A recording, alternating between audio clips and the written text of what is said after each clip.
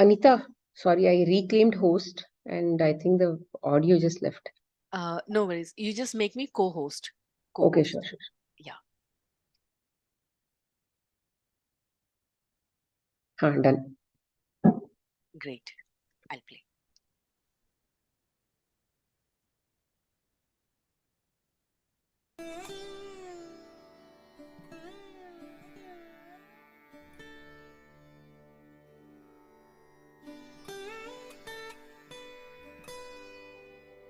Hello, friends. Let's start the Anapanasati meditation with divine guidance from Brahmarshi Pitama Patriji, Mahatar Babaji, Ramta Master, and all the masters. Let's express our pranams to all of them, our namaskaras, and start this beautiful divine design class with the Anapanasati meditation. To start with, let's relax the body.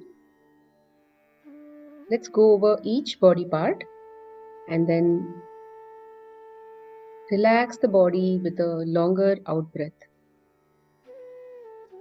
My forehead is relaxed. My head region is relaxed.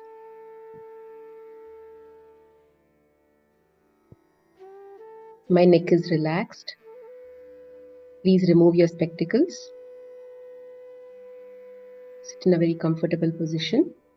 Lock your hands, your palms, and sit either cross-legged in a chair or down.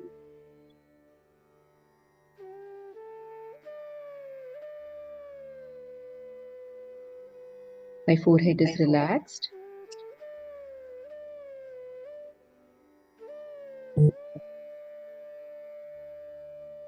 My neck is relaxed.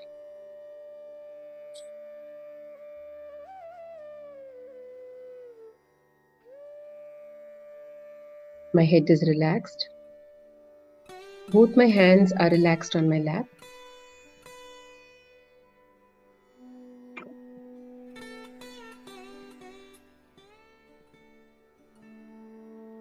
My back is relaxed. My chest is relaxed.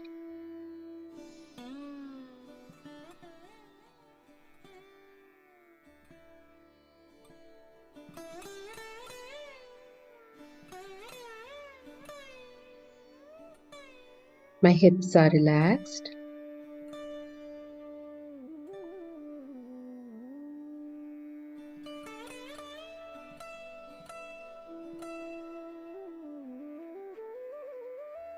My leg is relaxed.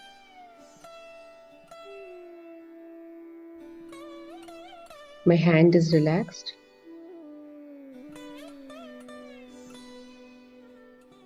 My whole body is completely relaxed and relaxed and relaxed.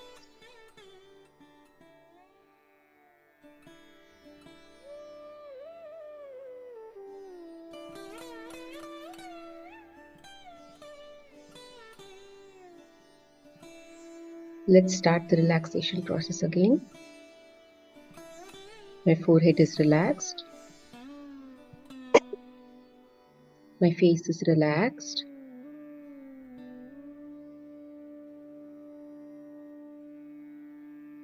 My neck is relaxed.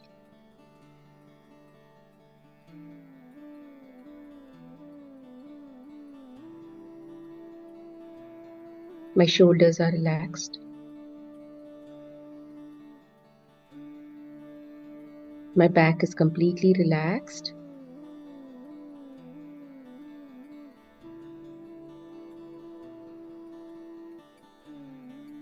My chest is completely relaxed.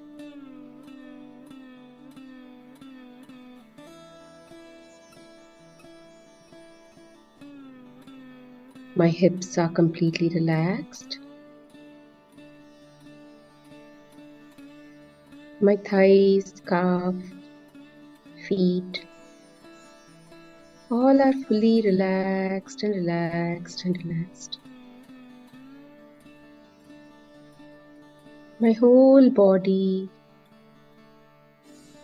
is completely relaxed and relaxed and relaxed.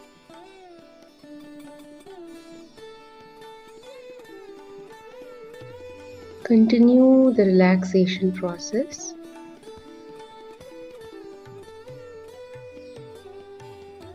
And then observe your breath to do the Anapanasati meditation.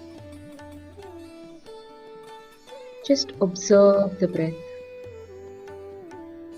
If you get distracted in thoughts, just bring your focus back to your breath. If you feel vibrations in other parts of the body and you feel like focusing on that part, you can go ahead and focus on that part.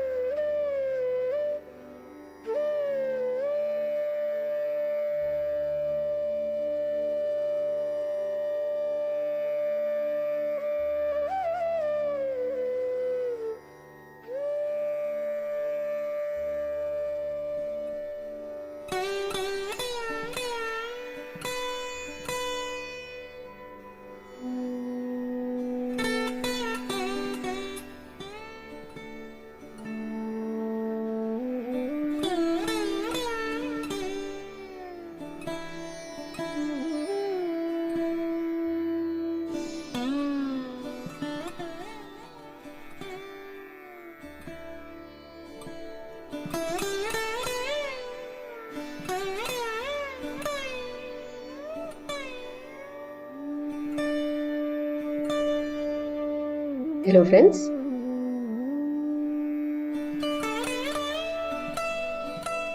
Slowly come back to your body consciousness.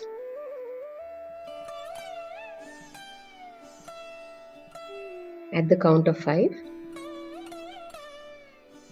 keep your palms on your eyes and open your eyes with a beautiful smile.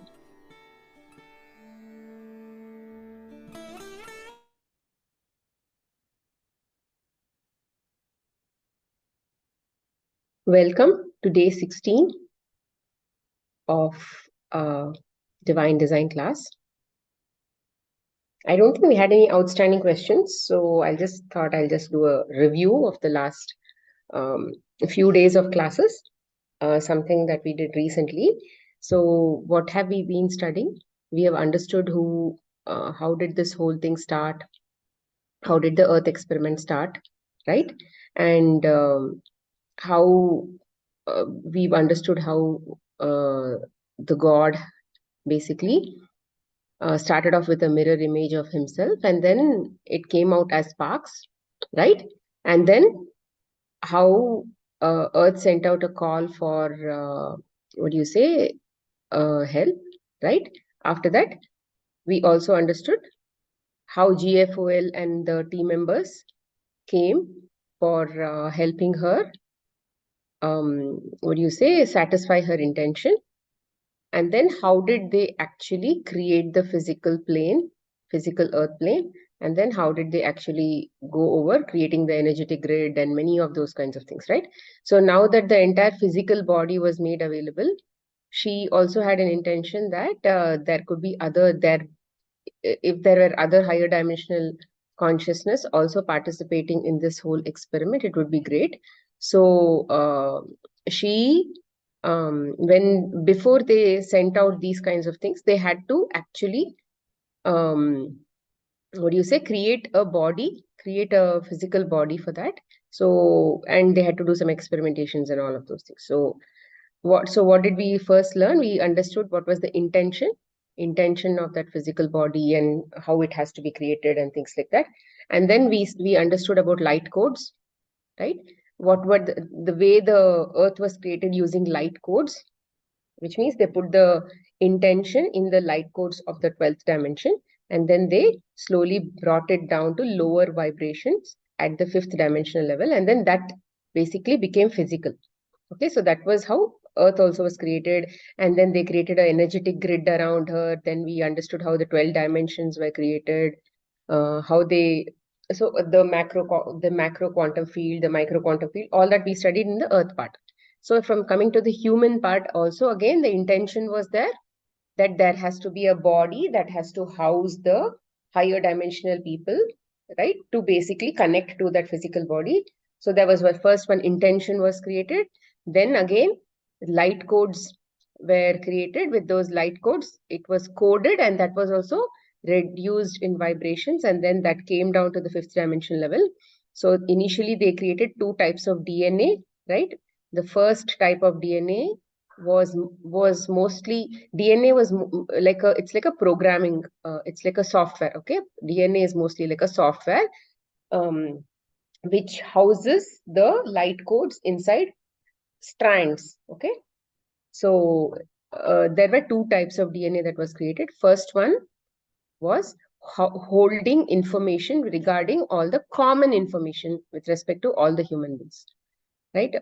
With that human body, whatever is the commonality of that message. The second part of that DNA was holding all the customized aspects. Like, for example, they made it open for customizing. Like when it was open for customizing, because every higher dimensional consciousness is also a creator, right? So they cannot ask them to come and then they have to give them a free hand in something. If they have to experience Earth the way they want, they'd have to customize this whole thing. So it was like the open source platform was created, and then on top of that, they are doing their own software program. Like, for example, if you take C or C++ and all that, those are programming languages. The programming language has already been created. And now who the end users or the people who are using that programming language are using the common part of the language has already been there, and then there are some codes, and then there are all of these software commands and all of those things. Using that, customization has been made, and then they create new creations like that, right? Similarly, here also in the DNA, the first part of the DNA, the entire DNA anyway, the GFOL created. Nobody can do anything to that. In that, the first part has been made common for all the human beings. The second part is now open for customizing. It's like if there is C or C++ language and all that, nobody can actually, delete the language or change the way the language works, and that and all people cannot do. They can take the programming language, and then whatever commands are ready for use, they can basically use that command and then build their own software. Similarly, the second part of the DNA was open for customizing, and where they could customize how they looked, how their face looked, how their this looked, that looked, and those kinds of things. Okay. Then next one was they also created an electrical grid system, which was all the connections that was made from top to bottom. Like they connected themselves, they connected this this DNA, this subtle body. The subtle body was not yet created. They basically created a framework. Okay. And this framework, or this energetic grid system, it was mostly like a communication network. We remember, we took an example of how before the house shape and all completely comes up, they keep these electrical wiring and all inside the house, no, something like that. The wiring and all was done, and then this wiring ensured that every single portion of that higher dimensional consciousness is connected to this unit, this body or this unit, which was yet to be created, completely. So as of now, they've created the physical body. The physical body's DNA has been done, and then this connections has been established, and this connection is now connected to the IAP, higher self, and all of that, and it's also connected up, and then they created something called the channel. After this, they connected to something called the channel. What is a channel? Channel is mostly like a electricity that is passing from top to bottom, and then you are only in the center of that grid. You are like a channel. You are what is the meaning of a channel? Something has to come inside you and it has to flow outside you. You cannot hold it inside. If you're holding the electricity inside you, whatever information is coming inside you, if you hold it inside you, it clogs your system. Okay, we are not designed to hold anything. We are only designed to take it, feel it, experience it, and throw it out. Okay, that is who we are. So that is why we are called channels. You've heard many people channeling, right? Even Divine Design book was channeled, right? They call it a channel. So what is the meaning of that? The meaning is Laurie Ladd acted like a channel to take the information from GFOL and then publish a book, take the content, put it in a book. So what was her role in this whole thing? Nothing. She did not actually put any of her information and all of those things. Whatever information came through, including understanding and everything, came through. So she was only a channel here. She was her body basically was used to do some earthly activities. So that is what is called a channel. Then they created 12 energy centers, or the chakras and all of those things. And then we understood what are the meanings of each chakra. And then we also understood what is an IAP. We understood what is higher self's role. All of that we understood. Which is IAP is more about connecting your awareness. When you are at the awareness level of IAP, in those levels of chakras, then you will be mostly connected to the source directly, because IAP is mostly connecting to the source. And then if you are connected if you are at the awareness of the higher self, which is 8th to 11th chakra, then you are mostly what you said, then you are mostly connected. What is that called? You are able to understand what is your intention, why did you come here, what is the Earth's experiment, basically all the information that you are here for this particular what do you say, journey of your thing to Earth. So we understood all that. Then they created what is called the etheric body. See, now the physical body, everything is created. Now they have to make some way for the HD to connect to this, no? HDC to connect to this. Now, how does the HDC connect? HDC cannot directly connect to the human body. Okay. Although this is also this physical body is also made up of the same source energy, but it is vibrating at a very, very low level. Okay, vibrating at a very dense level. So, but HTC is a very high vibrating body. So for that high vibrating body to connect to this body and experience the physicality through this body, like a car, right? It has to drive this car, but for that it has to sit in this car. It needs a proper seat and all of those things. So what is that seat called? They've created something called the etheric body. Etheric body is more like a seat. That seat is so special that it can actually hold that HDC's, a portion of that HDC into that bag kind of thing, etheric body. Okay, it is more like a shape. It is like a shape of the human body itself, but mostly made up of energy. Okay, energy field. So that is what is called the etheric body. And then we also discussed about other as subtle bodies. We also discussed about what is called the emotional body and the mental body, because what is the point in attaching to this body if it doesn't really, if it's not able to take that information and make that uniqueness out of it. Okay, it has to understand. What the way I understand my experience is not the same way somebody else understands their experience. Even if let's say I'm also seeing something, somebody else is also seeing something, the way I take that information and put it into my system is very different from the way somebody else takes that information and processes it into that system. So that emotions and mental body, which is made up of belief systems. See, belief system was zero. Initially, it was all zero, okay? But as they continue to take body after body, new belief systems started getting formed inside that mental body. Okay, initially it was all starting at zero only. Emotions were zero, everything was zero. It was pretty pure. And after that, it just getting added up. It's like knowledge gets added up, no? Similarly, belief systems also gets added. So this is then we understood what the subtle bodies and all that. So now what is happening? Now we have a seat for the HTC to get into it. Then we have a format, or you say a way, a mechanism for this HTC to receive information and to feel information and to understand that information. All that has already been done. Okay. Then we now have to make that human being very, very unique.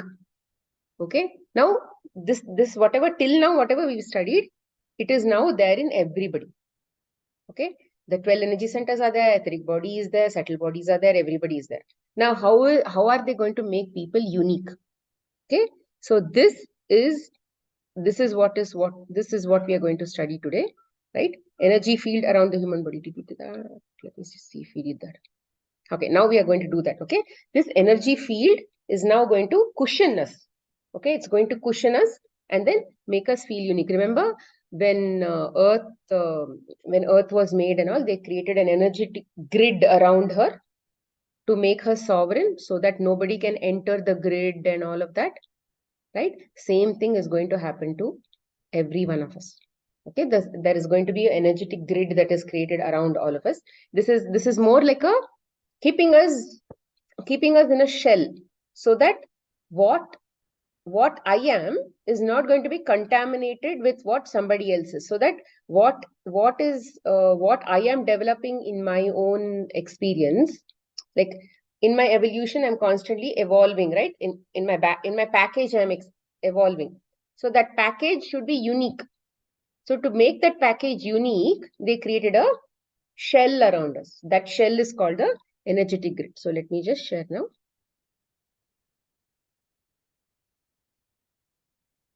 Okay, now this is called the energetic field.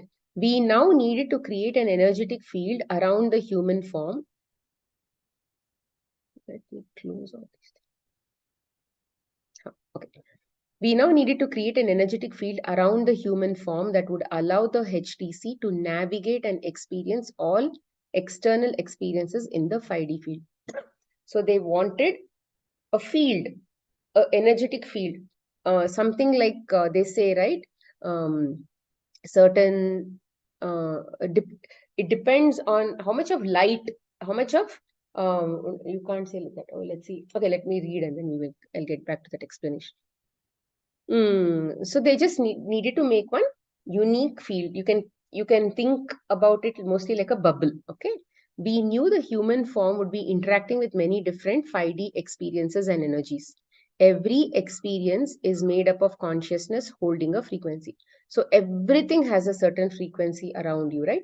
Because everything is made up of energy, frequency, and vibrations, including us. How am I going to be different from somebody else? How am I going to be unique?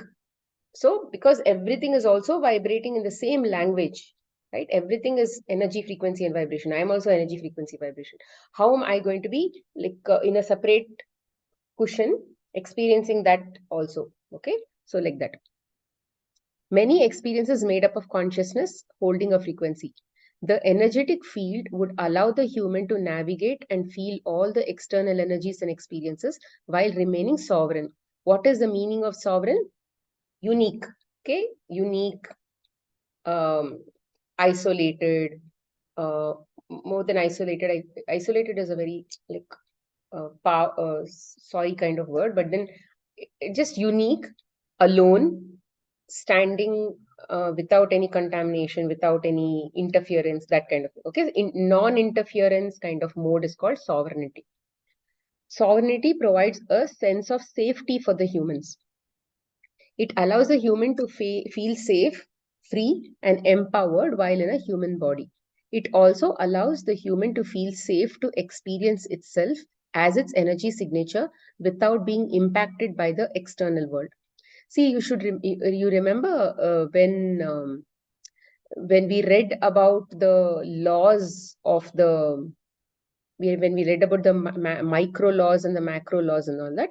In the macro laws, there was a law which said every every spark is also going to be sovereign. Okay, that itself is also unique. Okay, every spark is also unique. Apart from that, here in the human experience also, they are creating the same kind of uh, they're creating the same kind of functionality. Okay, which is again creating more energy, more grid like this, so that the human body also feels like that. Okay, a human energetic signature consists of frequencies their body is holding. A human energetic signature consists of the frequencies their body is holding at any given moment. Their signature is what expresses itself as a human based on the frequency of the body. Okay, body. Creating sovereignty was essential in providing the human the safety to navigate the large spectrum of consciousness within the 5D field. So it was like it needed a space of its own, and it needed a system to keep navigating like this everywhere like this. Okay, nobody could puncture this system and say I will break you kind of thing. There is nothing that can actually there is nothing that can actually create anything to you. Nothing can harm you. Okay, it is such a safe system. We have already studied that. Unless you want an experience of harm, getting harmed, okay, unless you want that experience of getting interfered into your life, it is impossible for any other sovereign being to come into your energetic experience without you knowing. Which is exactly why they also say that sometimes during meditation and all that, I saw something scary, I got scared, I came, all that kind of talk people do. Okay, there is nothing to be scared about, because nothing can nothing can harm you. Okay, nothing can kill you, nothing can hurt you, nothing can do anything to you. Okay, unless you believe, you have it in your belief system that I want that experience. When you look at that person and you feel fearful, it is because you saw that, and then you chose to experience fear. You chose to choose that experience fear, and then according to your belief system, the way fear comes out through your body is being experienced as an experience. So unless you may see a very that there was one more Instagram one post was there is a child, okay, I'm sure many of you have seen this. There is a child, this is some Halloween video.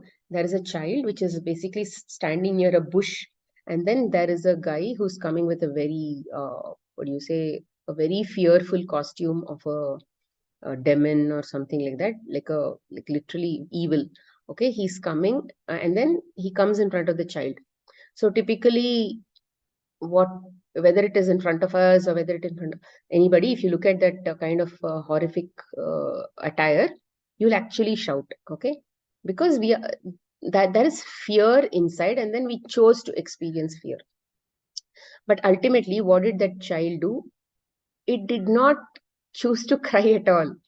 Okay, it just opened its arms, and then the it just wanted to embrace that person. So that is what it chose. It chose love. Okay, so like that, what are you going to choose when anything can come inside your anything can come, any kind of consciousness can come in front of you, but what are you choosing to experience? That is why they say nobody can actually harm you at all. Okay, just give me a minute, let me just switch on.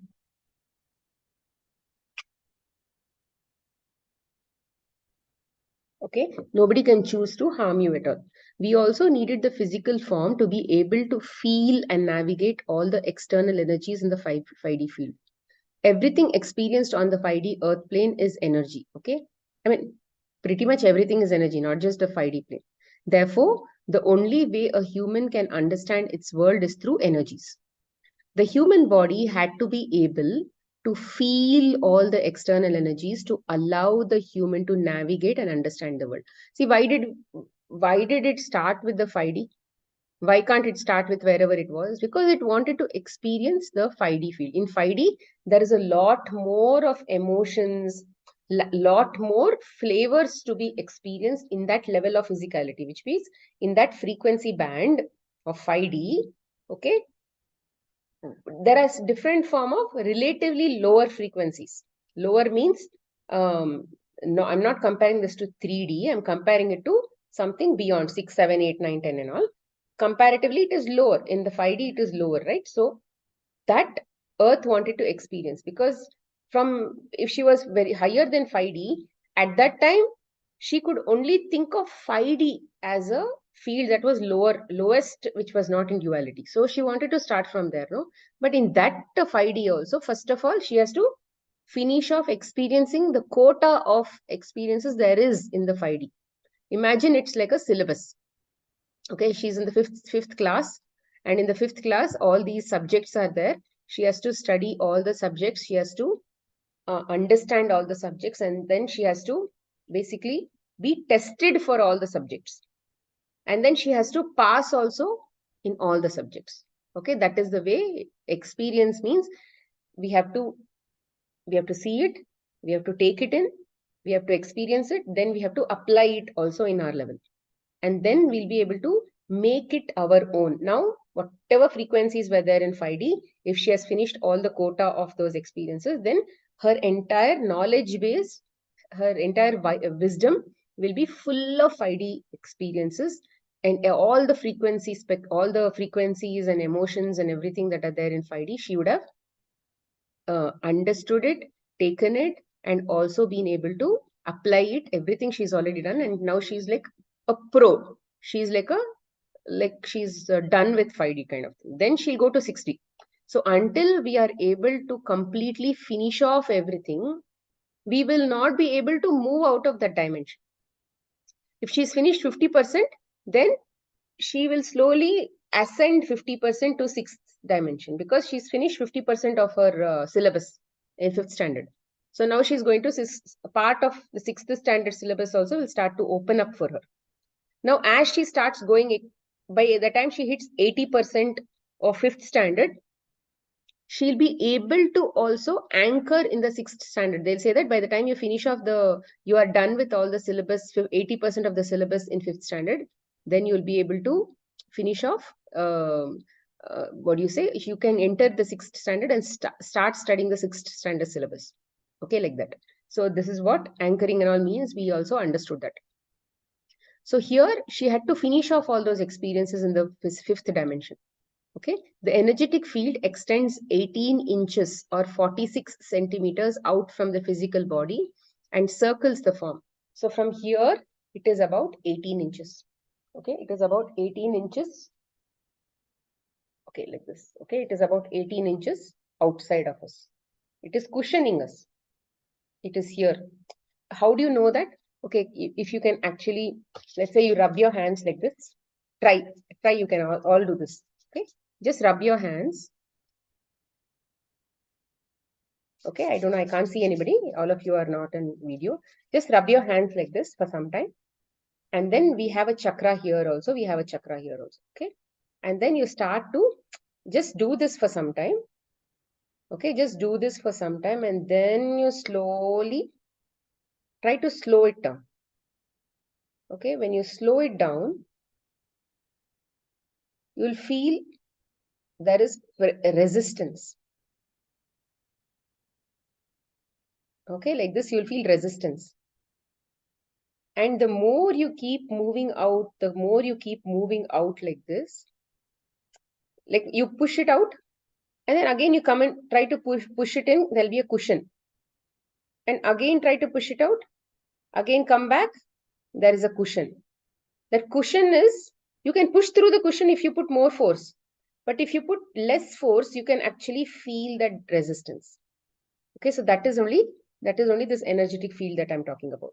And then you actually, let's say now there is a heart center. Okay, this chakra. Okay, I'll see here. Now this is the heart center chakra, right? Similarly, you can also feel it. You can keep doing that. Keep going back and forth, back and forth, back and forth like this slowly. And then try to feel that same cushion. You can actually, over a period of time, when you keep doing this, especially after meditation and all, if you keep doing this, some of the chakras, if you are able to feel, it will actually, your hand also will not be able to reach that. It will actually be able to go that far. Okay. Similarly, like this also, if you're, in fact, when we are doing prayers and all that, you can also feel the channel. I told you that there is a channel that goes up through us, no? So if you do after your meditation or during a meditation also, you can also feel the channel like this. You can see, you can feel, oh, there is a resistance, there is a resistance. Keep moving out, then you can actually feel the breadth of that channel also like this. Okay, understood? So that is what we have a cushion. Everybody has a different so here they have told 18 inches, right? Sometimes in enlightened masters and all will have up to 2 kilometers, 3 kilometers and all that. Okay, for people who are very, very, very, very energetic inside, who've done a lot of sadhana, and they are, as people go to higher dimensions and all that, their inches or that cushion will basically increase, which means their range of impact will now slowly start to increase. What does that mean? I'll tell you. You can imagine it like a bumper around the physical form, like a balloon. When, like you are in a bubble, okay? Bubble, the outer part of the bubble. When the human engages with the external world, the energetic field around the physical form connects to the energies. Now, let's say Nalini is here, I am here, okay? Now, Nalini's cushion and my cushion will overlap. Then what will happen? We'll be exchanging energetic information with each other. She'll be getting something, I'll be getting something. We may not interpret it in the same way, because I have a filter of my own, no? I have a mental body, I have emotional body, all those filters will anyway do their work. So, but information will anyway pass through that channel. Okay, that is what it means. You can imagine it like a bumper. When the human form literally bumps into the energy or consciousnesses of all experience. It is through this bump that the consciousness enters the physical form, and it is filtered through the subtle bodies, and so allows the human to understand the experience. So this understanding comes only through this energy thing. That is like a border. Okay, through that border only things have to enter. Before that, it cannot enter. And then this consciousness will enter the form through that bubble only. It will come into the, because etheric body is also into that bubble. All the physical forms, including the earth plane, have an energetic field around their forms. This we understood. These energetic fields are how all physical form, human and non-human, connect and communicate. Everything, including even this mouse also has that energetic form around it. Because if you learn to see aura and all that, if you've trained to see auras and all that from your peripheral vision, if you're able to constantly focus on this, the border of this, you'll be able to see a slight glow around it. Okay, that glow is what we are talking about. Okay, although there are languages um, although there are languages for human to communicate, the first form of communication is energetically filtered through the interaction of these fields. So, for example, classic example, let's say you don't like your maid, but then you go and then try to speak to her very artificially and try to pussy and all that, okay, butter her and all of those things. That will not work majorly because your energy is speaking something else, your mouth is speaking something else, right? Your energy is first going to reach her energy. So, which is why she'll be able to understand that you actually don't mean too good. You are basically acting. She'll get that fakeness inside you. She'll be able to understand it very quickly. So, this is what we all mean. And many times we all have felt that, let's say you're turning this side, but then you feel that somebody is watching you, right? Let's say somebody is watching you, somebody is staring at you. Sometimes we'll feel that. So at that time, when you turn and see, somebody will be staring at you, because you may have crossed that, you may have exchanged information with that person, that it may be overlapping, and that intention of that person and intention, you may have caught that, and then your belief system may have interpreted it as a threat, and then you're slightly fearful and all that. So you're just going to look back and see what is happening, because there will be so many people who might look at us, but then you will feel threatened by certain people's looks and stuff like that. So because of that energy, okay, so because of that energy, now let's see. For example, a human encounters a dolphin. The human's energetic field connects with the dolphin's energetic field, and an energetic communication occurs. The human feels certain emotions and the dolphin feels certain emotion. This is how a human engages with each other. The human's energetic field connects into the other's energetic field, and there is an energetic exchange first before there is a verbal exchange. Okay, this is very important. Energetic exchange happens, so your insides, you have to be very, very transparent with what you are saying and what you are actually meaning inside. The intention has to be exactly the same as what you talk, which is why the throat chakra also represents truth. Okay, it's called the gateway for truth.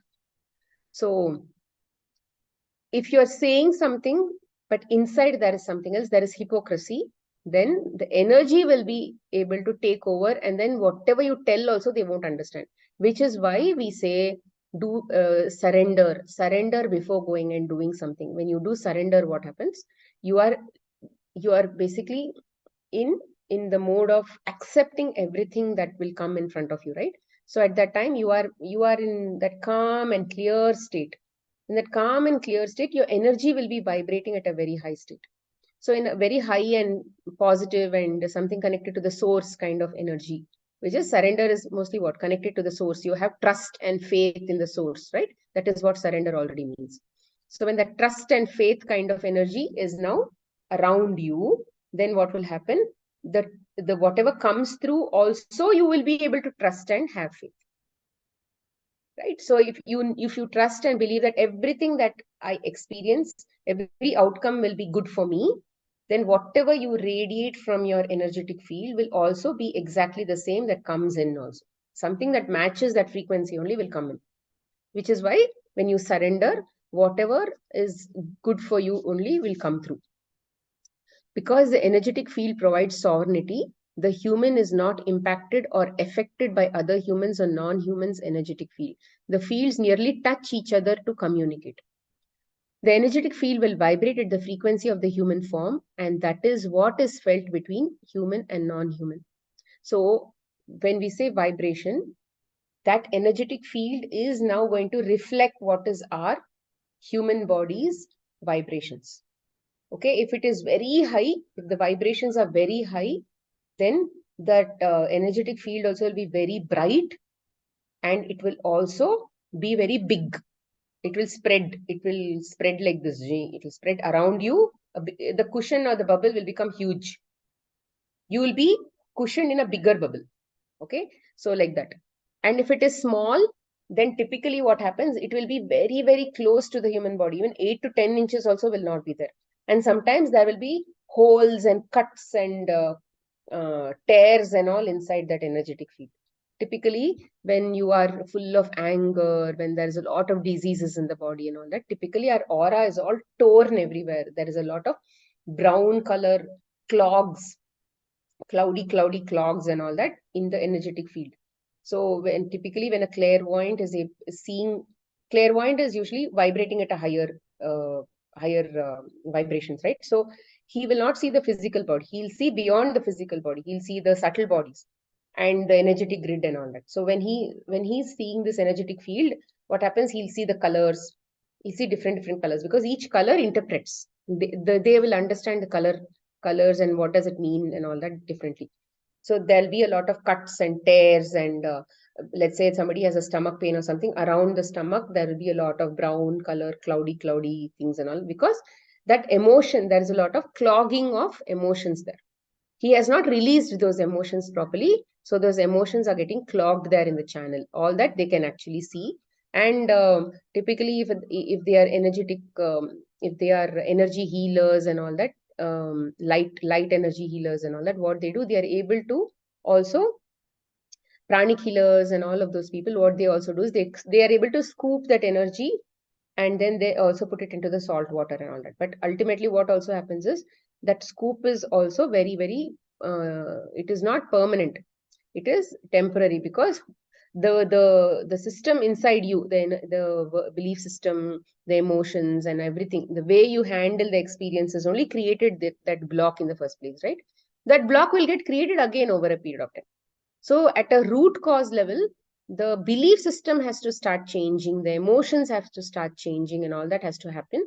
Only then it will eventually. But parallelly, these things can continue to keep happening. Like they can remove the blocks and all that. But then that is not a permanent solution. So what is a permanent solution is to continue to work on ourselves, and then apply these principles that we are discussing here, and then look at the world more with a experiential way, not as if I'm threatened. You should not feel like a victim. You should feel more like a empowered higher dimensional consciousness which has come here for experience. I've come here to study 5th standard. I've come here to study 4th standard. If I'm here to study, my home is somewhere else. My school is earth. So when you start believing like that with every single person, if somebody is scolding you, you should not think that you are going to be hurt. They cannot hurt you until you want to be hurt. Okay, that is the way it is. So all these kinds of principles, if you are able to remember and apply and all of that, then no need of any kind of healing by other human beings, because other human beings are also part of this whole thing, right? So how can they heal you? Nobody can heal you, and only you can heal yourself. The energetic field will vibe. Okay, this we finished, right? Now the next one. So till now everything is ready. Okay, now the body is ready, DNA is ready, electrical grid system is ready, the subtle bodies are ready. So now the human body is completely capable of, the house is ready. Okay, now the complete house is ready, functional. It's a complete full what do they call that house? Fully furnished house. Okay, fully furnished house now it is. Now all that is necessary is they need a higher dimensional consciousness to now come into this house. So what do they call that? Light quotient. Light quotient. Let's see what's light quotient. Once we had the entire physical form complete, we were now ready for the HTC to enter the human form. All consciousnesses incarnating are energetic, existing as light. Okay, everybody is light. So now that light has to get connected. We knew the physical form would not be able to hold 100% of the HTC's light. The density of the form would short circuit and shut down. Okay, so it is so high energy light, so much of high energy light that it cannot connect directly to the physical body. It has to send only a little portion of itself to connect. Even if it sends a little portion of itself, that is also equal to, they say, right, oh, Purnamada, Purnamidam, Purnat, Purnamudachyate. So which means even if 5%, 10% comes also, it is good enough for it to understand what is happening and all that. Okay, we may think it is less. It is not like it is dumb. Okay, it may be a brainy in 100%. It is like super god and all at 100%, but only 5% comes and attached to the human body. It is dumb. It is not like that. Okay, it is equally intelligent. We had to find the percentage of light all HTC could incarnate with and still allow the human form to function. This is where we have termed the light quotient, and it refers to the percentage of light the consciousness brings into the human form. How much can it connect? Okay, that is what is called the light quotient. The light quotient was an extremely important and fragile aspect of the human design. We had a variety of HTC incarnating that were holding frequencies ranging from the 6th to the 40th dimensional frequencies. Okay, there were so many different kind of people who came to participate, right? They also told that. They also said that beyond the 40th dimension, there were people who did not want even the physical experience, right? Only people until the 40th dimension were okay they were open for this physical experience, but now somehow they had to accommodate all these different kind of people. We had to find a quotient or percentage of light that would ensure all HTC could enter the form safely regardless of their frequency. See, for them, what the vehicle that they had created should not get short circuited. So that was their primary importance. People should get everything. They should get whatever they want. We also should get whatever we want, which is whatever we have created in this entire customer experience. That also has to be there. Our product should not die. Let's say when 40th guy comes, it is getting short circuited. When 6th guy comes, it will not get short. It should not be like that. It should be okay for everybody. The way we found the light quotient was by experimentation, because they did not know what will work, what will did not work. So apparently in other books I have read that they have literally killed many bodies were killed, were basically short circuited and they died before this light quotient. They came to that ideal light quotient. We asked for HTC to take a percentage of their light and move into the human form. We wanted the consciousness to bring in as much of its light as possible without short-circuiting the form. The more light it held in the 5D, the easier it would be for the human to stay aligned and connected to the quantum field, their HS and I am presence and blueprint. See, the more the light, the better is the awareness. The less the light, the lesser is the awareness. Because that much of before I switched on the tube light, my face was not bright like this. It was less bright.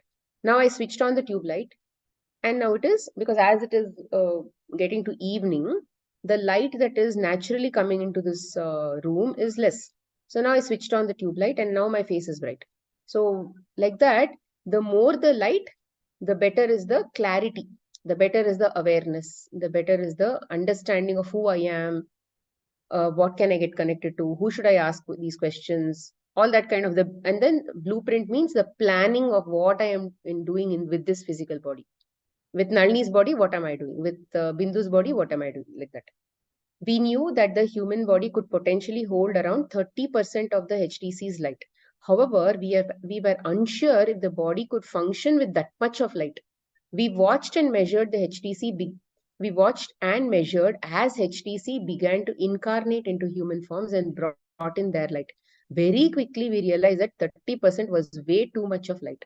The human body would shut down almost immediately. So 30 was too much.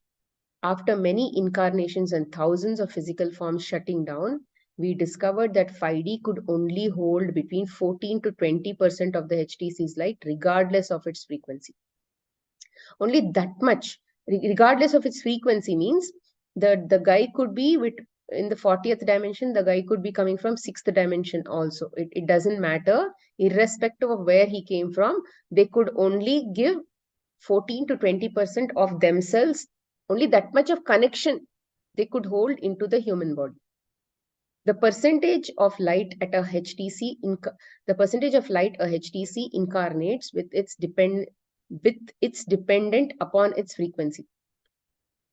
Sorry, the percentage of light a HTC incarnates with is dependent upon their frequency. The higher the frequency, the lower is the light quotient. Oh, sorry, what I said was wrong. The higher the frequency, the lower the light quotient. So which means if they were in the 40th dimension, here they're saying, for example, a consciousness holding a 28th dimensional frequency would only be able to bring in around 14%. A consciousness in the 9th would be able to bring in around 20%. So between 14 to 20 was the range. So whoever came from whatever, they would, if they were in the highest, if they were higher in the dimensional level, they were in the earlier part of that range. If they were in the lower part of the dimension, lower dimensions, then they were able to connect more. Understanding the light quotient is extremely important as it allows the HTC to safely enter the human form. The light quotient never increases or decreases during the human experience. It is an aspect of the HTCs held in the etheric body and remains stable throughout the human journey. Okay, so the light quotient will not shift. If he came with a 14% of light, he will continue to remain at a 14% of light. That much only is his contribution. But the body will continue to connect more and more as it raises its frequency. The percentage remains the same as the physical human form shifts into higher dimensional fields. So physical human has to shift. Okay, the quotient will not increase because the capacity of the body has to become more and more by itself. It cannot automatically increase suddenly. So that is very important. Shall we do this? Okay, we'll finish off this and then we will start the 4th chapter next time. Entering the human form. Now everything was ready. Now they had to enter the human form. Now the light quotient, everything is ready. Okay, all experimentation happened and now everybody is ready. Like chuck, everything is done. Once we had the light quotient set, it was now time to allow the HTC to enter the human form. We had never created such a delicate physical form holding a complex energy system within it. We were unsure of how the consciousness and the human form would function together. We decided to experiment with a handful of HTC before we allowed the incarnation process to begin. So they did some, what is it called? Some dry run. Okay, they did a dry run to see with the handful of people, how did it actually work. Okay, they did a dry run. We started with consciousness from our own federation, since we had the most knowledge of how the human form worked. Pleiadians, Lyrans, Sirians, and Orions volunteered and entered the human form. Okay, so there were people who already knew how all of these things work because they were a part of the system. They worked to make the system. They created the system. So they only entered, like how we do testing, right? In a project, in a software project and all that, right? How do we do testing? We only do our testing. We do system testing, then we do integration testing. All of that testing we do before we release it to production. Similarly, they are doing testing. They experienced and played within the Earth's 5D field for what would be perceived in 3D linear reality as hundreds of years. Apparently, hundreds of years they tested this whole thing. But in 5D, there is no sense of time. So they are now saying because we are now in 3D, right? For us to understand, they're saying hundreds of years, apparently, they were here trying to test it.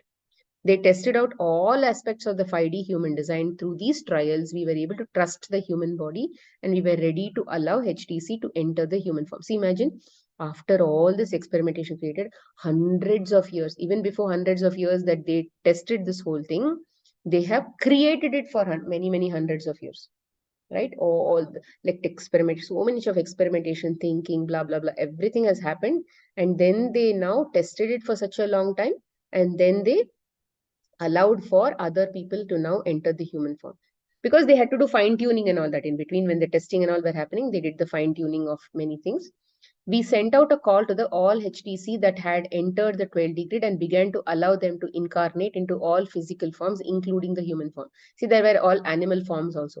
Everything that was ever created, plants were created, animals were created, birds were created, everything was already created. They just sent out a call. Okay, what do you want to do? Where do you want to begin? Kind of thing. Everybody came. All HTC entering human forms at this time were volunteers, not light workers. Okay, they were just experience. They were all like people who wanted experience. Light workers are somebody different. We will understand who light workers are. Light workers are not here for experience. Light workers are here for some work. Okay, some specific work. So this time everybody were volunteers. They didn't have anything. They didn't have any role to play in that whole thing. They were just experiencing. They were participating in this whole thing. The light workers were first introduced when Earth plane entered the third dimensional field. We will discuss it in more detail in the book. Any HTC incarnating into the human form at this time were volunteering for the sole purpose of experiencing both the 5D Earth plane and the 5D physical form. It was all experiential. There were tens of thousands of consciousnesses that incarnated at this time. Okay, thousands of people incarnated. They entered the adult physical form rather than infant forms. That you should remember. There were no babies. It was all adults, direct adults. We had to populate the earth plane with adult forms first, and then the human began to experience the 5D field. As a 5D field, they could intend and create new human lives beginning as infant forms. I mean, there's a common saying, right? What came first? Did the chicken came first or the egg came first? So now we know the chicken came first. Okay. Egg came later. So yeah, so all the adults came first, and then all the adults had to basically become accustomed to living in this whole thing before they could actually become more comfortable to create more forms of their own using infants. As soon as HTC chose to incarnate, we provided them with all the details of how the 5D experience would work. See, it's not like these people are dumb, okay? All are HTCs, right? Very smart individuals. All they needed was telepathy. From their mind, all the information entered into their mind. So immediately they knew how everything worked, and they had everything. They had the knowledge of how the human body worked. And what about us 3D humans? We have to look at the user manual. Then we have to keep referring to this point, that point. All of that we do. Sometimes with a juicer also we make a mistake, right? That much is our thing. So, but then they got all of this information. See, even Bhagavad Gita, right? By the time the way Krishna gave Bhagavad Gita to Arjun was all telepathy. It was not like people keep asking questions. Oh, he told 18 shlokas there, and then in between the war, they say. So what were other people doing at that time? How were they waiting for all that 18 chapters of shlokas, 700 shlokas to get finished? Were they waiting? What were the other people doing? And then was constantly Krishna speaking, Arjuna speaking, Krishna speaking, Arjuna speaking, Krishna. Like, what was actually happening? So basically, the way it happened was it all happened through downloads. Krishna downloaded into Arjun. And then Arjun, it was all very immediate. It was all immediate communication that was happening between both of them. And immediately Arjuna had awareness. Immediately. So it was like everything was happening on the spur. So many of these, in fact, what they also say is some of the key shlokas, there are some key shlokas that Krishna actually told Arjun. Very few shlokas that Krishna actually told Arjun. He downloaded it to Arjun, and then it was all it was all done. and Arjuna came to his senses. Everything was done. But what about all the 700 shlokas means? They say that Vedavyasa actually got it. Like Krishna brought it through Vedavyasa. Arjuna got a download. But what download Arjuna got? It came in the form of shlokas, as 700 shlokas to Vedavyas. And then he wrote it in the form of shlokas. But Arjuna got it as a knowledge dump. Arjuna didn't get it one by one, linear fashion. He did not get. He got it as a chuck, one dump of knowledge. In that there was no demarcation of first shloka, second shloka, fifth chapter, seventh chapter. It was never like that. But Vedavyasa also got a dump like that. But he was able to categorize, and like he also had the awareness to basically put it into a form of a structure. Okay, that structure was not there in Arjuna's head. It came as knowledge only. Okay, so if you also are one of those people who have that doubts about how this is basically working and all that, so this is how you have to think through. Okay. As soon as HTC chose to incarnate, we provided them with all the details. We detailed all the universal laws that would take place when they entered the 5D field and form. We shared with them how the human form would hold their consciousnesses and how they would experience and navigate the 5D within the form. They understood that they would be observers. See, this is very important, okay? Okay? They understood they would be observers and not active participants. They are not active participants. What are we doing? We are actually actively participating in that whole thing. That is why we are going into fear, we are going to this, we are going to that, and all of those things. Once in the form, they could not actively lead the human life. The higher self would be guiding them through the human experience, and the ego would be keeping their form safe. The density of the form made it impossible for the HTC to lead itself through the experience. But we are doing it, no? We are doing it, no? Without HS also, we are leading our life. Smartly, we are leading our life. That is why we are in a whole big mess. So, but the idea is HS, which is like the helicopter, would be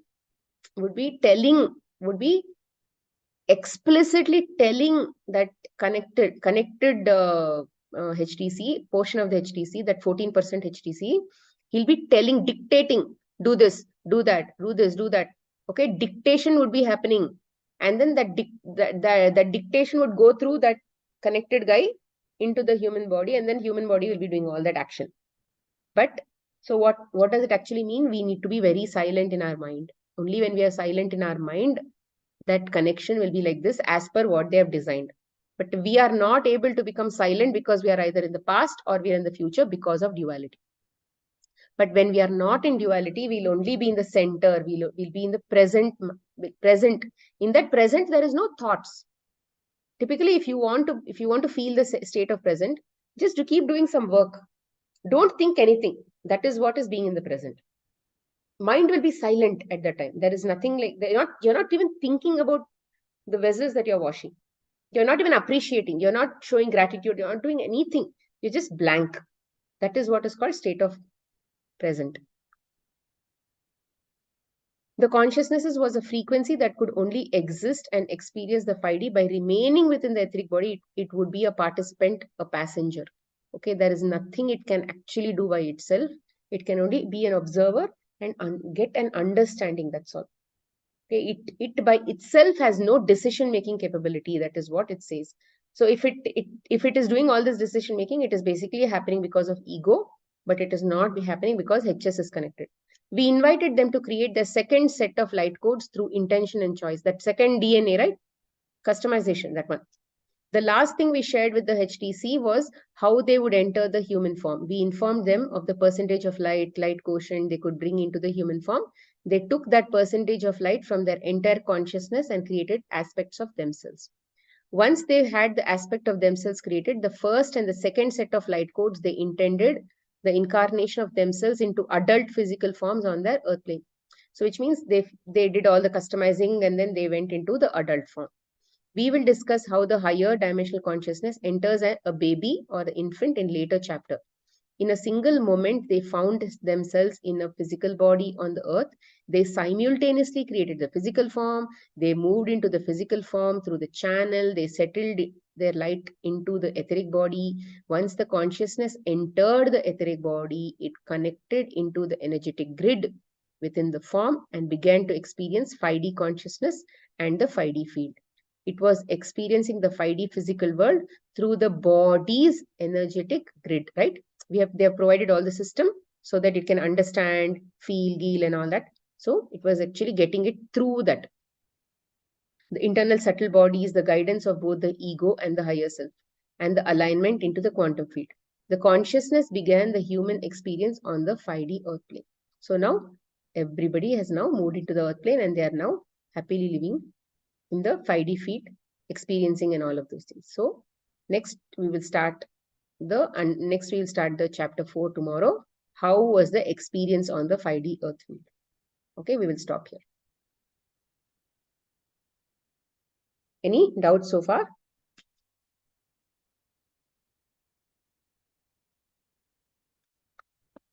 Not sure if you can unmute yourself. Yeah, you can unmute yourself.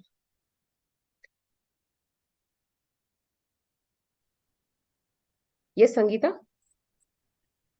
Hello, yeah. When we were doing the subtle bodies part, we learned about filtering and digestion. And in filtering, it said, so the external experience enters the human channel as consciousness, and then these subtle bodies would filter in the ideal world. In 5D, it will just pass through and go out of the human channel without leaving any residue in these filters. But not in the filters. Residue will actually happen in these chakras.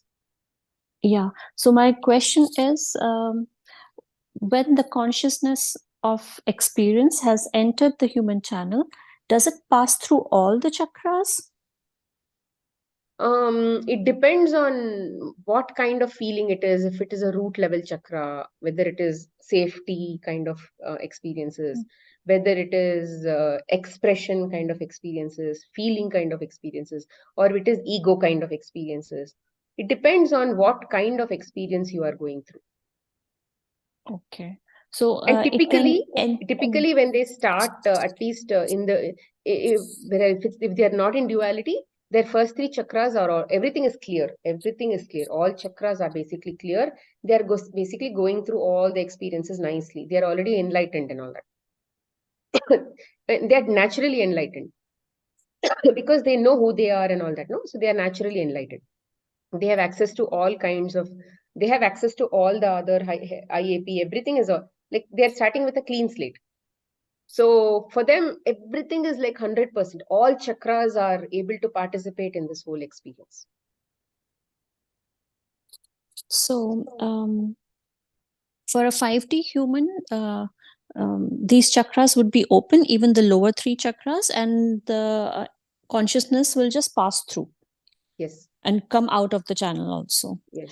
But for a 3D human, if there is already some clog existing in one of these chakras, then the consciousness related to the new experience won't be able to pass through from there. So it will further clog it. The clog will interfere, will continue to keep interfering again and again, because now the chakra is vibrating slower, no? It is not spinning as fast. It has slowed down a bit because of the clog. So that, for example, let's say initially somebody had a root chakra blocking. So clog doesn't mean it's absolutely blocked. It's clogged. It's slower. It's slower, yes. Okay. It is beginning to clog more and more and more. The more you continue those kinds of same experiences, same response.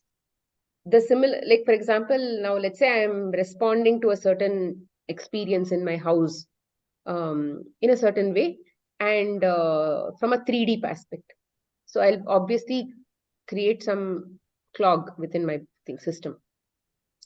Now, again and again and again, if I'm responding in a similar way, over a period of time, I'll develop a physical issue there in some of the physical body parts of that chakra, around that chakra. Why? Because that clog needs a way to get out. It cannot, Indefinitely, it cannot be growing bigger and bigger and bigger and bigger. Okay. So it needs a way to get out. So that is what is called elimination through a physical body. And by the time it comes out through a physical body, we have been practicing that kind of response for a very long time. So we have not even realized that it has become a second nature by now. So that is what, when we respond in a way where we don't have clarity and we are not connected, where we feel that we are not connected on us, that is what is called karma. Why? What is karma going to do? It's a system to clear that clog with an opposite Okay. experience. Okay. Okay. One more question. So, outside the human body, there is this etheric body, and then there are the subtle bodies. And the filtering is happening in the subtle body. So that means, See, filtering, what does filtering actually mean? If, what can I say? So now there is a tea filter of, let's say, a 1 mm hole. It will filter through 1 mm hole. Now, if there is a filter of a bigger hole, then it will filter through a bigger hole, which means some of the small particles will get through. Similarly, the emotional body's nature of taking in information is emotions will be filtered and taken, which are going to apply to you. Mental body's nature of filter is to take belief system related information from that whatever came through. So like that, it's filtering means it is doing what it is designed to do. but for a 5D human, nothing would be filtered. There won't be any emotion or belief systems. No, they will be filtered. No, they will be filtered based on what they are. Every person is still unique. They may all be enlightened. If you see two different enlightened people, do they all talk the same things? No, they don't talk the same things. I mean, at least from this 3D view we are seeing, but still, let's assume that they don't talk the same things because each of them are unique. They have a set of experiences that they're going through. For example, one may go to the Sahara Desert kind of experience, and then he's experiencing Sahara Desert, animals in Sahara Desert. He's also an enlightened person from a 5D perspective. Somebody might go to Amazon rainforest and he might be experiencing something else there. So they're getting different experiences, right? So their database is now evolving differently. That uniqueness comes only because of what do I want inside my system is what are you going to ask what is your way of responding is through your emotions, right? One guy might not respond the same way as the other guy. So that will actually start the filtration process of getting the emotions that he asked for. If somebody is like, let me not say fear, one might be less happy, one might be more happy. So that less happy experiences will now come through. Here, more happy experiences will come through. Somebody might respond beautifully to furry animals. Some might respond more to snakes. So that filtration is unique to you. What do you want in your system? How do you want that experience to be in your navigation?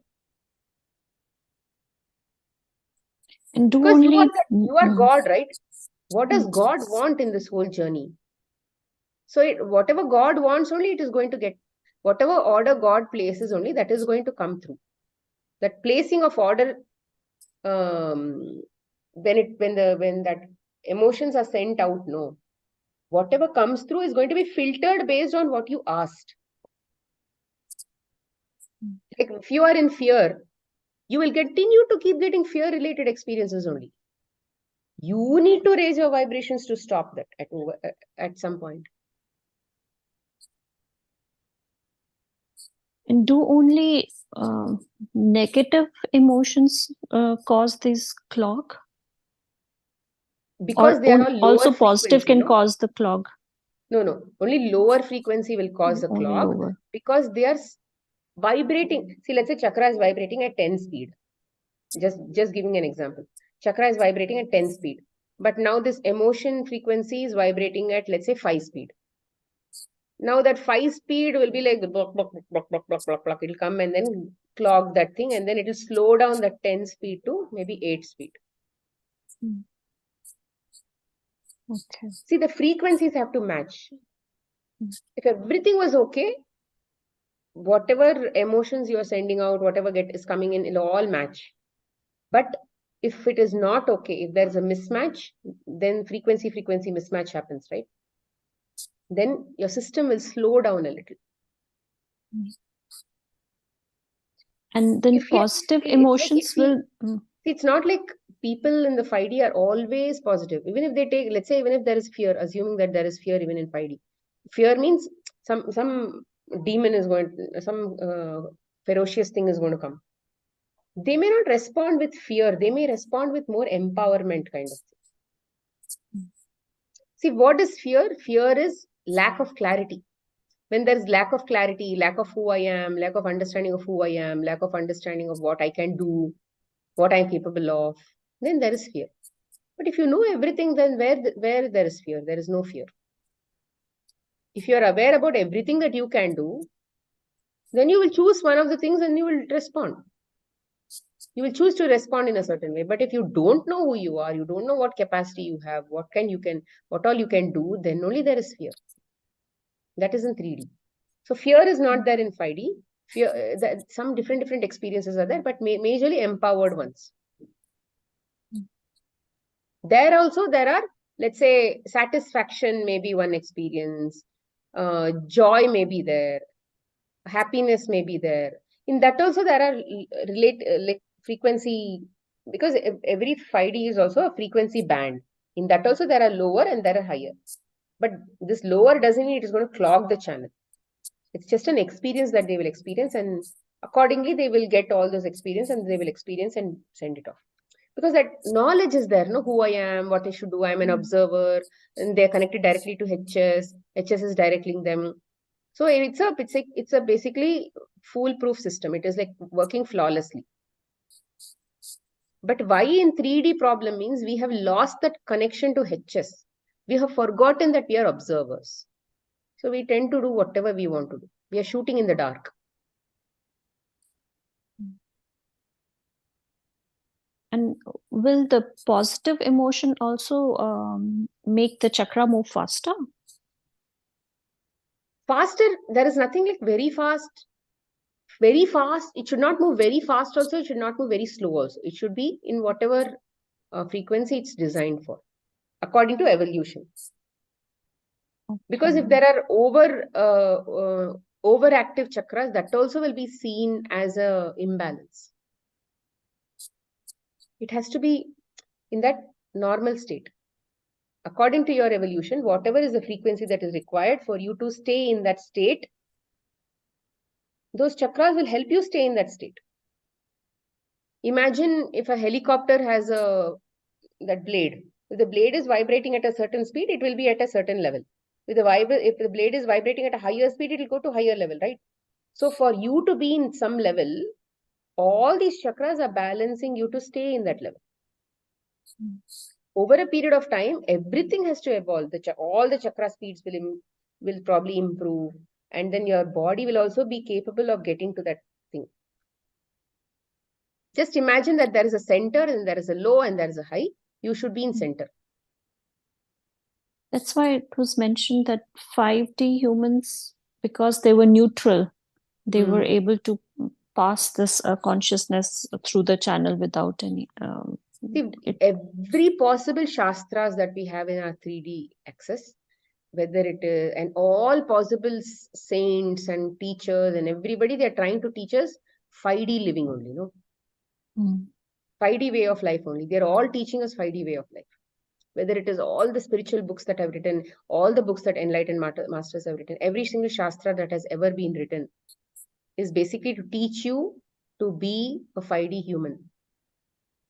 Everything has been written just so that they wake us up. And it has been thousands and thousands of years since this process is happening to wake us up.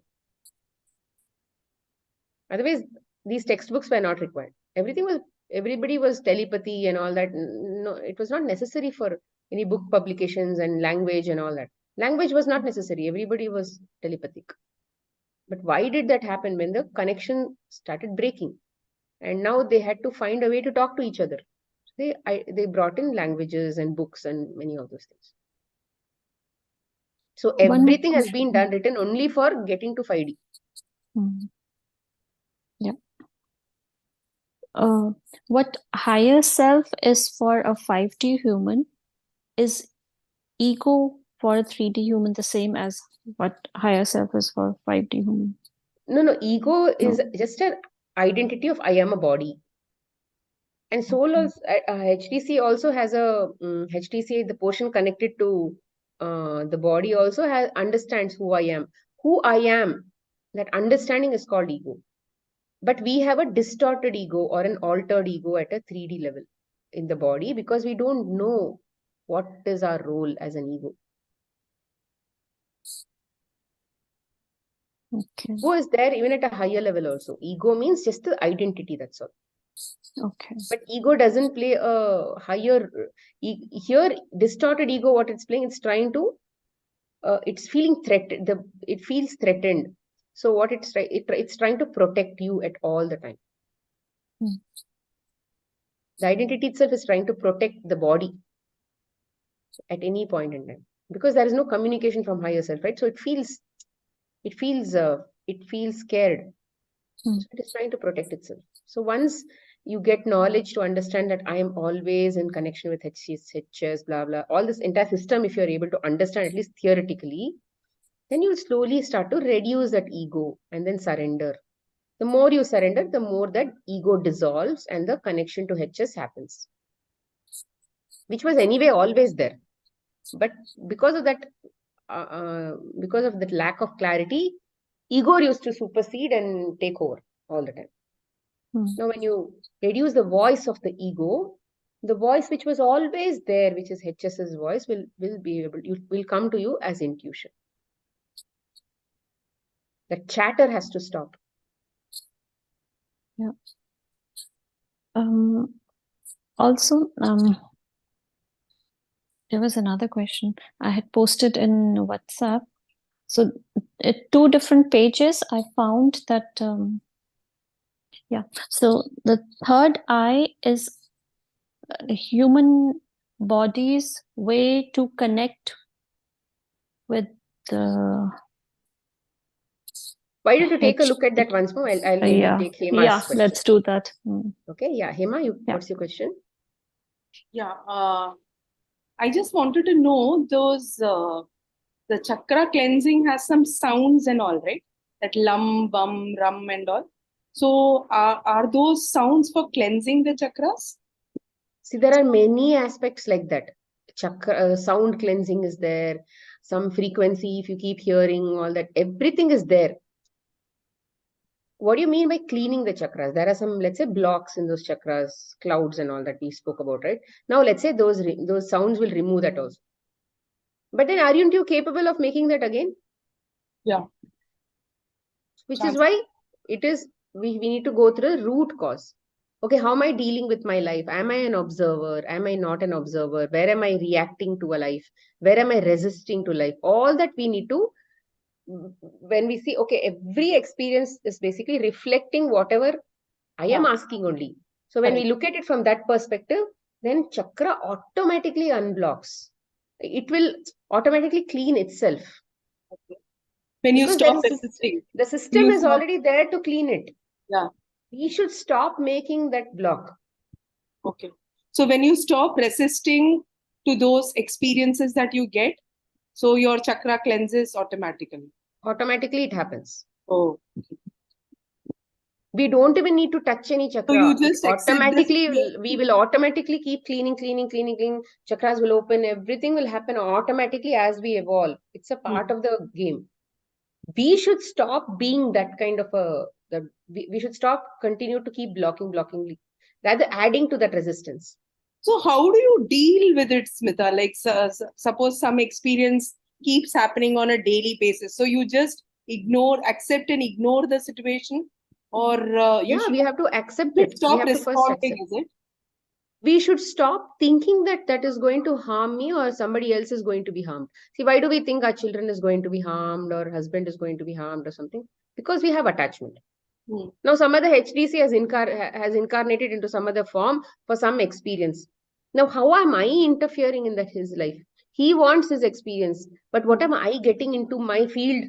I'm seeing it through my lenses only, right? So through my filtration process, I'm seeing him as, oh, he's going to harm himself, he's going to do this, he's going to do that kind of thing. Right.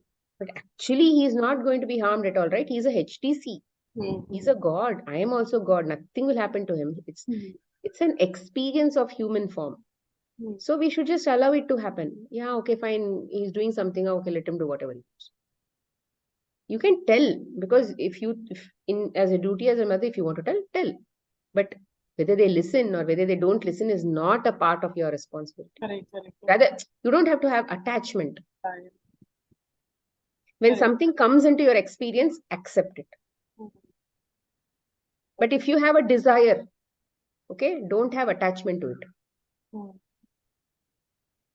Okay. Don't ask specifically for anything, because everything is automatically coming to you. Whatever you're getting is automatically already necessary for you. When you are asking something, you are typically asking from your distorted ego, Correct. which may not be coming through your higher self. You're not asking as an observer. You're asking as a person who thinks that you need it. Yeah. And at some point, you may have to drop that also, because that is going to become a part of your belief system. You're going to add more to your burden. Correct. Okay. Right. Yeah. Thank you. Yeah, Pooja.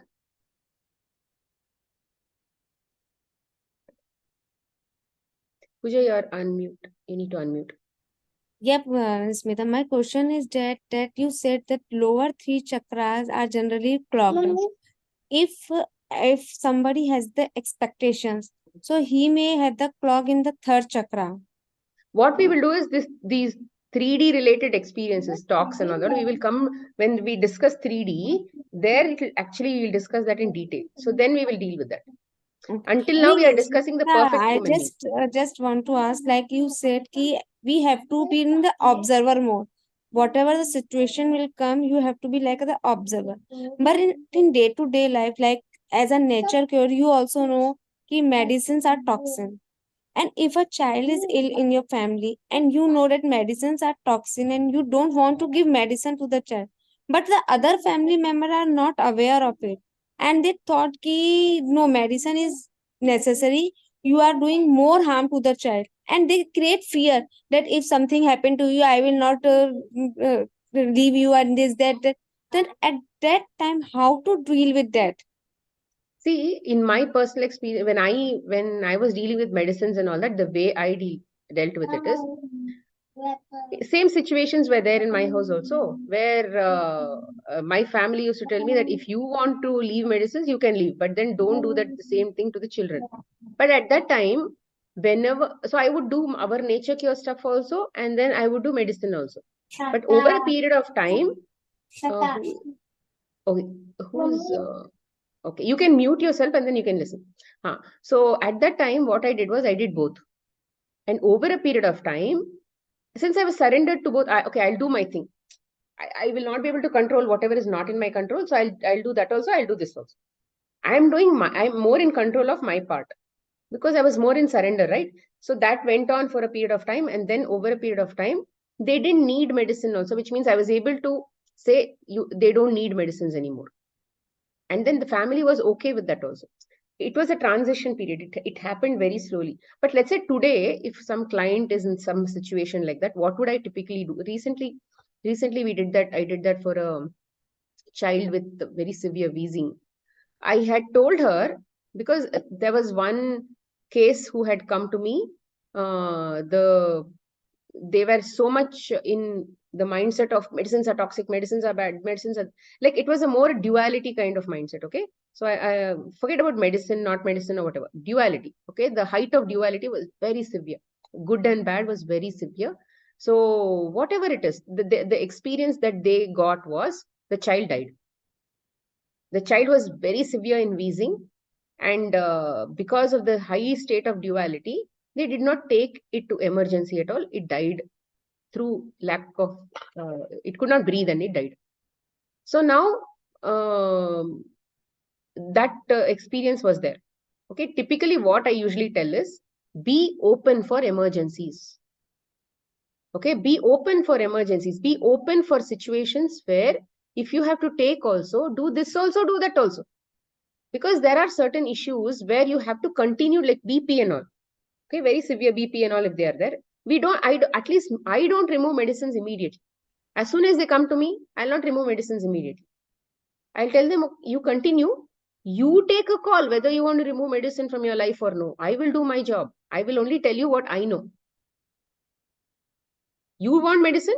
You continue to take medicine, because I know from my experience that whatever NC does will supersede the medicines. And then they will be able to get out of that, and medicines removal situation will come also. So in many cases, including cancers also, they only have removed medicines from their life. I have not removed. So I usually don't interfere, but I tell them, see, in situations where there are very severe issues like wheezing, breathing issues, or let's say some life-threatening issue kind of thing. Typically breathing, most of the time breathing only is like that. Okay. So I tell them, don't think twice, go to emergency. Now, let's say when it comes to children, you should first I've told one of these cases, this situation was there. I told, don't be so rigid that I will not go to medicines are bad, this, that. Don't be rigid. You be open that when situation comes, I'll be ready for that also. So what they did, the parents understood, they surrendered, and they said, okay, now we will be open for this also, open for that also. Whatever comes through as an experience, we will take it. So they actually went to a doctor.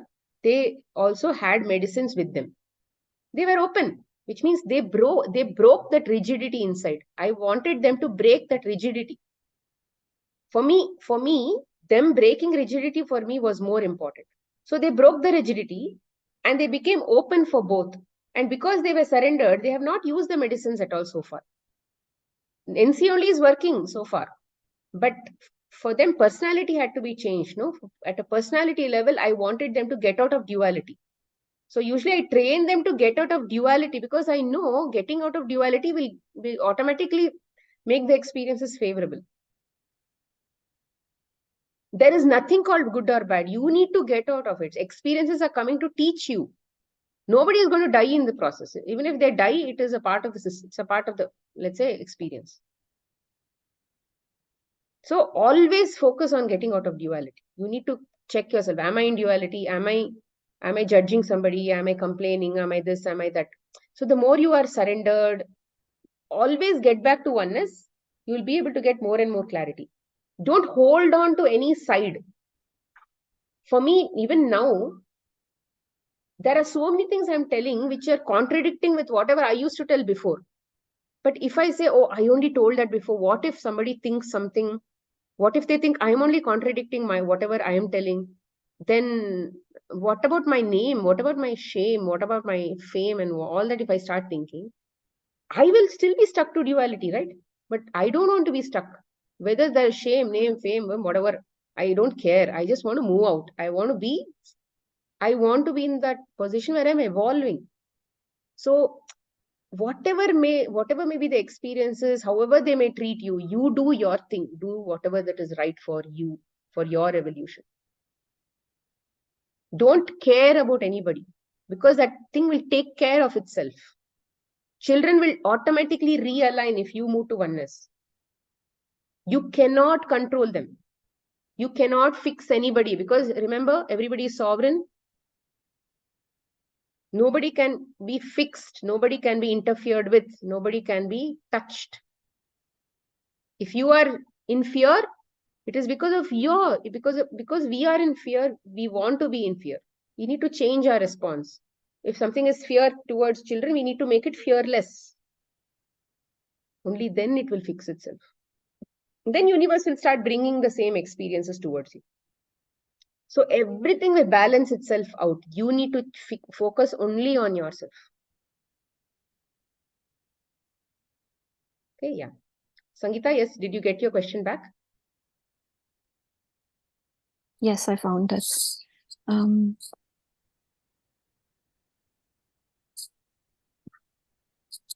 Yeah.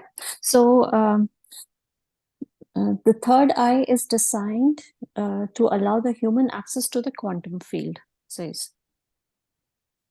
And regarding etheric body, it says etheric body allows the higher dimensional consciousness to experience and travel into the quantum field while in the human form.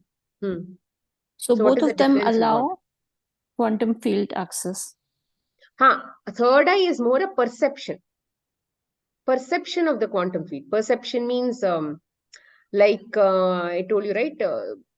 You may be able to go to like a person with open third eye or something like that. They may be able to understand something differently compared to a person whose third eye is not opened, because there isn't some inner a lot more inner senses are far more active. The information is coming from the higher realm, so they were able to get the information through the other parts of the quantum field, not just in 3D. But now when they say astral etheric body is allowing travel, it is more like a bag.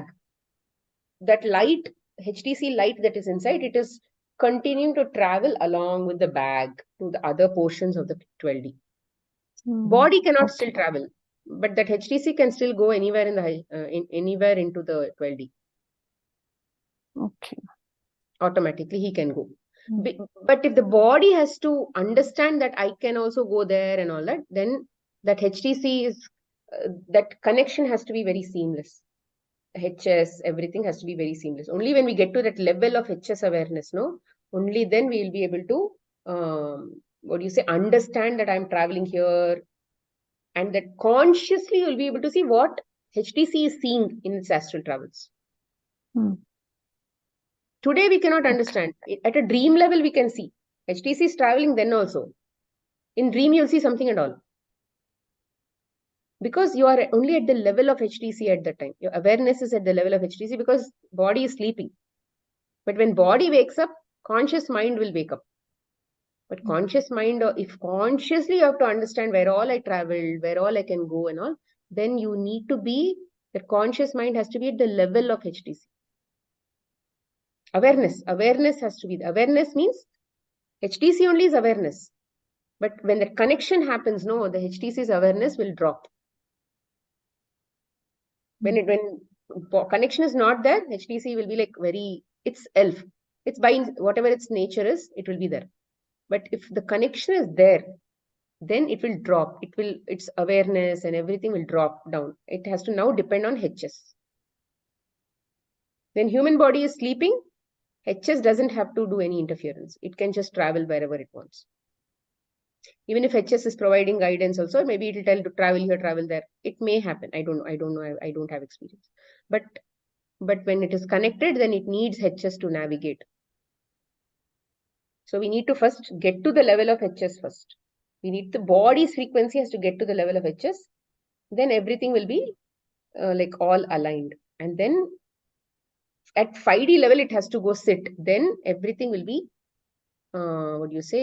easy. Then you can be in the same house. You can be dealing with the same husband, same children, but you'll have a lot more clarity, a lot more stability, a lot more calmness. You'll be able to understand whatever they are telling also. You'll be able to read their mind also. Everything will be there. And you won't misunderstand anybody. You'll take it as an observer experience. There is no fear, there is nothing. You'll still be a carpenter, but you'll still lead your life in a very beautiful way. Then the true life's joy will actually can be experienced. Today we are sort of leading a distorted life. Yeah, Nidhi? Did I answer your question? Yeah. Thanks. Thank you. Yes, Nidhi? Thank you, ma'am. No questions. Just wanted to share something. Thanks to the wonderful, wonderful energies of this group book, getting a lot of clarity on a lot of things. Why this person is like this, why this person has experienced so and so. And since last 2 weeks, ma'am, after a lot of internal deliberation, I have been able to turn vegan for all the good reasons. And it's not that I'm forever grateful to the food that I used to eat. And today something amazing happened, ma'am. My son, he's 12 years old, but for some reason he was eating non-veg when he was 5 or 6 because of his mixing with friends and all. He wanted to explore. Maybe that was maybe his plan. But then, since last few years, he is not eating non-veg. He has stopped eating eggs also. And today, all of a sudden, I overheard that my husband was telling me that our son is asking, like my son's name is Raga, so he's telling me not to use leather products. It is in a way. So, ma'am, thanks to the wonderful energies of this book, ma'am. Just Thank wanted to. you. Thank you. It's all Thank your you. sadhana and your evolution and all of those things that are happening. Yeah, your exposure. Whatever. Yeah. See, this is Thank where you, this ma'am. is where the field of influence changes. The more your the more energy, the vibrations change, the more you'll be able to start influencing your own family members as well, because it's overlapping, right? So what you send, when that changes, when you are more calm, when you're more peaceful and all that, you are going to get information also that is more calm and peaceful, and it's not going to hurt you, it's not going to be disturbing you and all that. Like, ma'am, can I take one more minute, ma'am? I know it's Mhm. getting late.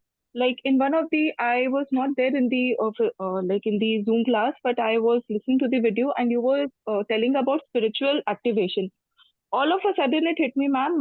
There is an aunt. She's meditating since last 12, 13 years, and she has been closely associated with Patri sir, and she is experiencing a lot of physical issues. But then all of a sudden, I had this key. It is spiritual activation. It is. So I literally told her that I call her Bhua, aunt. Ki, Bhua, you're turning into a butterfly. So even she can understand this. But when I told her, she told me ki I did not had the realization to this level that you are telling me.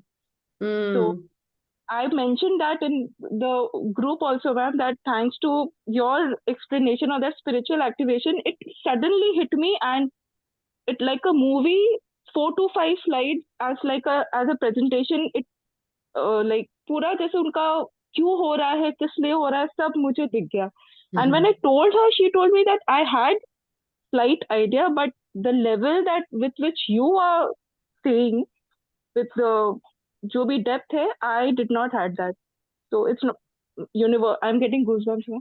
So obviously, universe is giving the message. Maybe through me, I consider myself very grateful. So, but thanks to the wonderful energies of this book, ma'am. Thank you so much. Thank you, Nidhi, for sharing. That was a wonderful share. Enjoy your life. Thank you, ma'am. Thank you. I'm enjoying, ma'am. I was enjoying, but the extent to which now I'm enjoying, as if it's like each second is a blessing, ma'am. I'm Yeah. able to feel it. Very Thanks to good. Very good. Patri sir. Thank you, Yeah, Patri sir. definitely. Definitely. Thanks to all of them. Thanks to Patri sir. Thanks to Thanks to GF. PSS. Thanks to the entire team which All have of a come sudden, together. ma'am, since all this understanding is coming up, I used to stay away from all these babas and gurus, but now I have almost had a change of heart for Asaram Bapu also, that उन्होंने वो जो भी कहते थे, जो भी whatever wrong he has done, मतलब I have now different level of understanding for him also, that he is They are also different level of experiencing. perception. Yeah, Everybody perception is has only experiencing. changed, Yeah. ma'am. Perception has changed, ma'am. Even for Asaram Bapu, my perception has changed. So as of now, no person is good stay about. clear of duality. Whenever you are looking at somebody, that automatic judgment will immediately pop inside the head. At that time, just recalibrate and say it's okay. That too can exist. That too can exist in duality.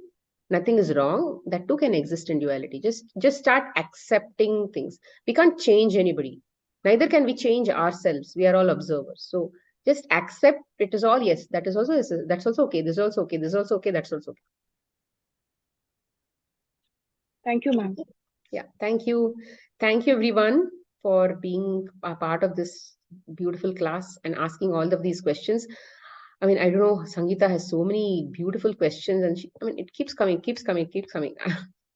I keep appreciating the kind of flow that keeps coming, right? The question flow that keeps coming, and I have more, but I'm trying to stop myself. I'm saving some for please don't later. stop. No, please don't stop those questions, because if it is coming as a question, that needs also an answer. So don't stop yourself. Please ask questions. That's okay. See, even if you take time, it will also help others. Many times when you ask questions, the questions are theirs also, but you are more aware to ask that. Okay, maybe before we end the session, I'll ask one more question. Like in Kundalini Yoga, I've heard that few people start shaking during meditation. Could it be related to the chakras getting activated, or what's happening there? See, what typically is happening there is, that is what they say, right? When the body is only capable of accepting so much of energy, typically, I think there are some people who will be able to pass energies from their body to other bodies and all that. Let's assume that is what is happening, because I don't know from where the extra energy is coming.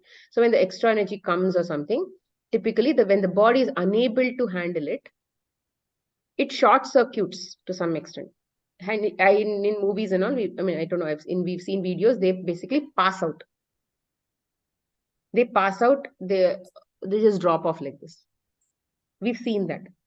So typically extra energies have entered, which their body cannot handle. Even in meditations, if you see, there are so many people who will sleep because the body is still unable to handle that extra energy that is coming in.